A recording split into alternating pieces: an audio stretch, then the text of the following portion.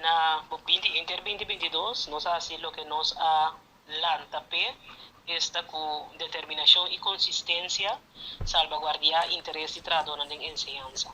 Anto ku meta, pakos nang kutig anos, guanta, duna nos aporte pa puxa, de modo que sa kinanta queda realizar.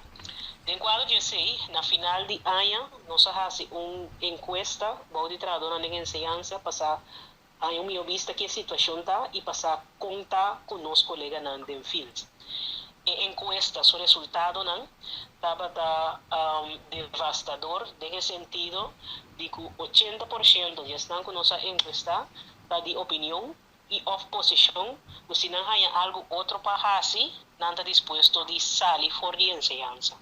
Esse aí, para nós, como tradutor de enseñanza, está era alarmante sobre a profissão de nós exigir motivação, inspiração, vocação para por vai extra mile. De uma situação que ainda nos não dá conta com o manejo de enseñanza, nos não dá conta com inversão, é importante para o drive de cerca é profissional do field. Então, se sua motivação, sua inspiração, sua gana de vai extra mile, então se 80% do bisabo tem, se há algo outro para assim, vai, significa que, em todo caso, a motivação aí não tem. A inspiração menos, e o drive para seguir tampouco.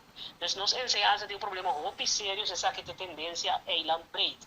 Essa que pone, vai no sei, mais de 60% está indicar que você anda mental ou fisicamente niet ok. Consequência dessa que está com nossa chama mesura reunião com o ministro de enseñanza, com comissão fixa de enseñanza do Estado e também nos pedir reunião com diferentes diretivas de escola.